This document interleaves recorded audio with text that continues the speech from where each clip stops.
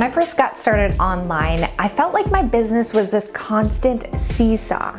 So either I was spending a lot of time hustling and marketing to attract new clients, and then I would book a bunch of clients and I would be busy doing those projects. So I would let the marketing fall by the wayside, and then my business would get slow. So then I would switch again, and I would be hustling to get new clients and then working on the clients.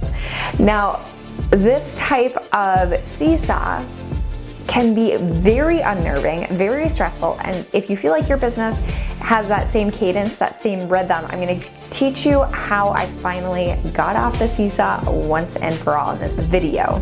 My name is Kate Putnam. I'm the psychology-driven brand strategist, and I help entrepreneurs change the world and scale their businesses with what they know.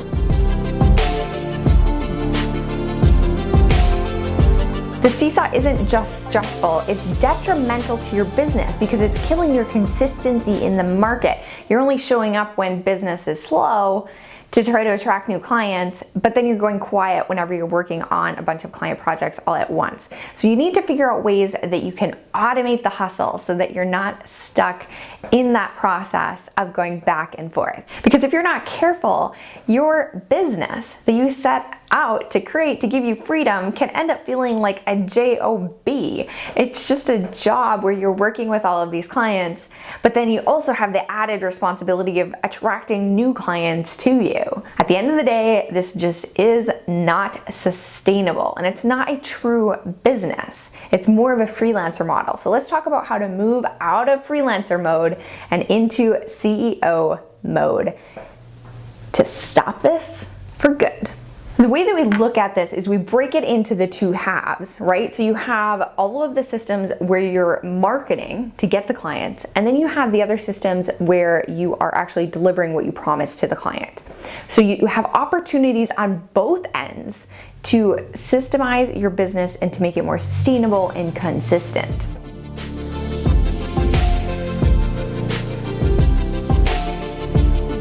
On the marketing side of things, one of the most important things that you can do is to batch your brand decisions. And what I mean by this is if you're constantly making decisions on the fly about what platforms you're going to be on, what content you're going to post, what you're going to look like on each of those platforms, it gets exhausting. If you've ever heard that the late Steve Jobs always had the same work uniform on so that he didn't have to make decisions throughout the day, it's for this reason. The more decisions that we have to make, the more fatiguing it is. So if you can make those decisions up front, batch those brand decisions, you're going to have more stamina for actually creating the content. So what I mean by this is you need to spend some time to actually figure out what your brand personality is, what your tone is, what your messaging is, what your templates are for visuals, what your image do's and don'ts, what your word choice do's and don'ts aren't, or are. Both are and are not. I have two different services that can help with this process if you're not sure how to do this and you want somebody who's been there hundreds of times to help you through this decision-making process. For entrepreneurs who are under 100K, I have my brand new brand group program. And then for more advanced entrepreneurs who are over 100K, I have my Clarity Code program. And this is exactly what we do. We're figuring out all of these decisions in advance. So we're not in this constant like scarcity shuffle, like let's throw this all together so that we can get this campaign out or whatever it is.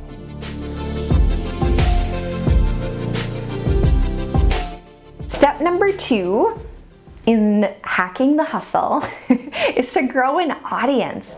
So the whole point of creating an amazing and compelling brand is that we want to attract people to us. So we have for lack of a better phrase, we have a captive audience who's excited to hear about what we're selling. Because if you always have to go out into other people's platforms or to reach out to people individually, which is all totally legit in the beginning, but if you have to continue to do that every step of your business, you're never going to have the security or the peace of mind to know that there's people that are just waiting for the right offer from you. And that's what building an audience does. It's a powerful, powerful leverage point. So create that brand first, that compelling brand with all of those standards that we talked about. And then figure out ways that you can automate growing your audience so that you don't have to hustle for new clients. It might just be a matter of sending out an email to your list and say, hey, I have an opening next month. Who wants it? And 5 hands raise, or 5 people raise their hands. That is completely within the realm of possibility, even for a beginner business who's just getting started, if you focus on growing your audience. So think about the community or the places where you're going to be able to communicate to people effectively. So start growing your email list. You might want to consider something like a Facebook group, or if you're super advanced in modern, you might even like build one of those messenger bot lists on Facebook Messenger. But the key is you need to have a place where you can communicate to this audience that you're building, and a way of collecting them and, communicating to them even if the platforms change in the future.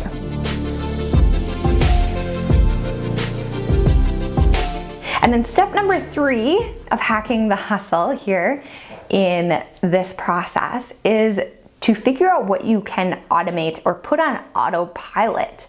I think about the posts on social media as the heartbeat of your brand. It's like the cadence that you don't want to ever stop, because that cadence and that consistency is what creates trust in the people that are in your audience.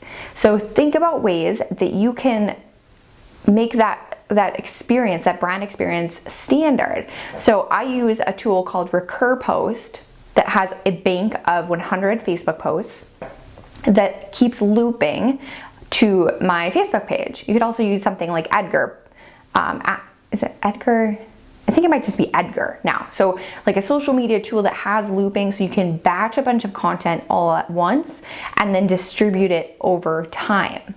So you can set it and basically forget it. I mean, you're gonna continue tweaking it over time, but the key is to take more of those decisions, the daily decisions, off your plate so you don't have to worry about them. Also think about your email list. What happens when somebody joins your email list? At this point in my business, I have a sequence of over 25 emails that go over the course of like half of a year, because I want to make sure that I'm not neglecting my email list, even when things get busy. So the key here is to look at your different platforms, look at the places where you're communicating to somebody, and those like VIP touch points. So like when somebody just joins your email list, you don't want to forget about emailing your list and they don't get another message until a month later. That would be a huge lost opportunity of growing that relationship when it was the freshest. So figure out ways that you can automate it to take the leverage off, or to take like the weight of daily content creation off of your shoulders so that you can focus on other areas.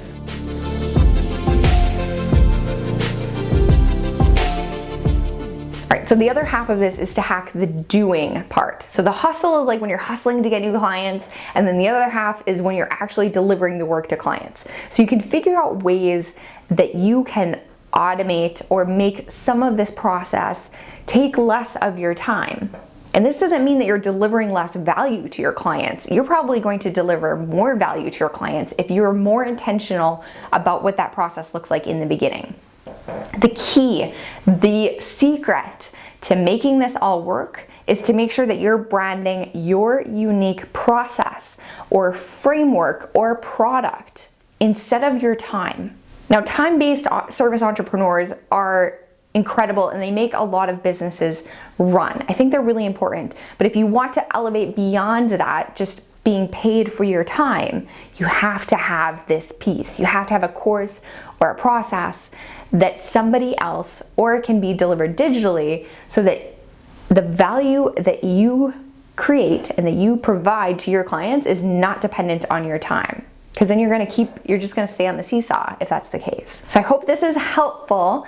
Look at ways that you can hack the hustle, or that you can create more value in your product or service delivery without taking more of your time. And that is the key.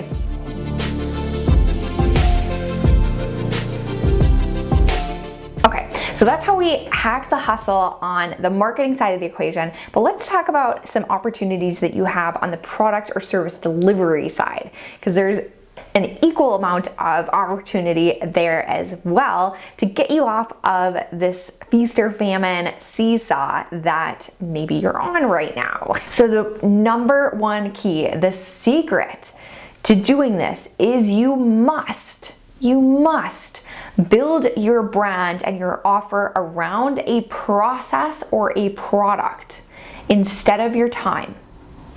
This is non-negotiable. This isn't to say that hourly employees or hourly team members aren't valuable, because they are so valuable. There's always going to be a place in the business world for people who are working on an hourly basis. But if you want to free yourself up from this constant cycle, you have got to create a process as a business owner that other people can help you execute. Or the beauty of this day and age that we're living in, it doesn't even have to be another person that's helping you deliver the value to your client. It can be like an online course or a tool, a software, an automation. But figure out ways that you can pull your own time out of the delivery process. And this doesn't make your product less valuable by any means. If anything, you might even be adding to the value that you provide to your clients, but it gives you the ability to either bring in team members or to supplement what you're offering with a digital or automated process so that you have more time overall. So you're not stuck on this constant seesaw back and forth of trying to get the clients and then deliver the work. You have a more balanced approach because you have processes on both sides. Literally, you can step off of the seesaw and have a more sustainable business. So I hope this was helpful for you. Please hit that subscribe button if it was. I would be so excited to share with you my next branding videos that are coming up, because there's a lot of them and they're gonna be so good. I'm really excited about this batch that I'm creating at the moment.